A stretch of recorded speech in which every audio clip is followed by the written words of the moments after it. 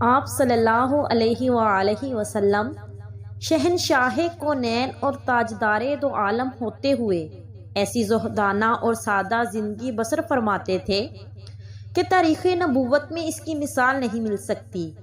خوراک، پوشاک، مکان و سامان، رہن سہن، غرض حیات مبارکہ کے ہر گوشہ میں آپ کا زہد اور دنیا سے بے رغبتی کا عالم اس درجہ نمایاں تھا کہ جس کو دیکھ کر یہی کہا جا سکتا ہے کہ دنیا کی نعمتیں اور لذتیں آپ کی نگاہ نبوت میں ایک مچھر کے پر سے بھی زیادہ ذلیل و حقیر ہیں۔ حضرت عائشہ رضی اللہ تعالی عنہا کا بیان ہے، حضور صلی اللہ علیہ وآلہ وسلم کی مقدس زندگی میں کبھی 3 دن لگاتار ایسے نہیں گزرے کہ آپ نے شکم سیر ہو کر روٹی کھائی ہو۔ ایک مہینہ تک کشانہ نبوت میں چولہا نہیں جلتا تھا۔ کھجور اور پانی کے سوا آپ کے گھر والوں کی کوئی دوسری خوراک نہیں ہوا کرتی تھی۔ حالانکہ اللہ تعالیٰ نے آپ صلی اللہ علیہ وآلہ وسلم سے فرمایا، اے حبیب، اگر آپ چاہیں تو میں مکہ کی پہاڑیوں کو سونا بنا دوں اور وہ آپ کے ساتھ چلتی رہیں اور آپ ان کو جس طرح چاہیں خرچ کرتے رہیں، مگر آپ نے اس کو پسند نہیں کیا اور بارگاہ رب العزت میں عرض کیا، اے میرے رب، مجھے یہی زیادہ محبوب ہے کہ میں 1 دن بھوکھا رہوں اور 1 دن کھانا کھاؤں،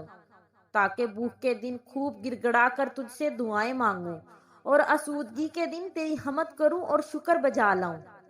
حضرت عائشہ صدیقہ رضی اللہ تعالی عنہا نے بتایا کہ حضور صلی اللہ علیہ وآلہ وسلم جس بستر پر سوتے وہ چمڑے کا گدا تھا جس میں روٹی کی جگہ درختوں کی چھال بڑی ہوئی تھی۔ حضرت حفصہ رضی اللہ تعالی عنہا کہتی ہیں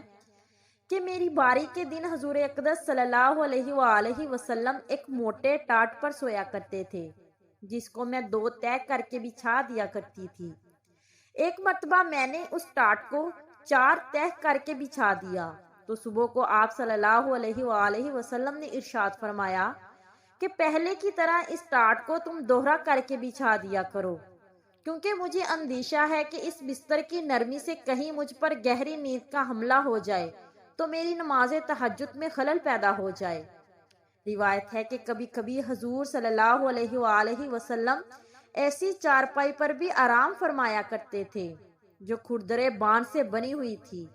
جب آپ بغیر بچھونے کے اس چارپائی پر لیٹتے تو جس میں نازک پر بان کے نشان پڑ جایا کرتے تھے۔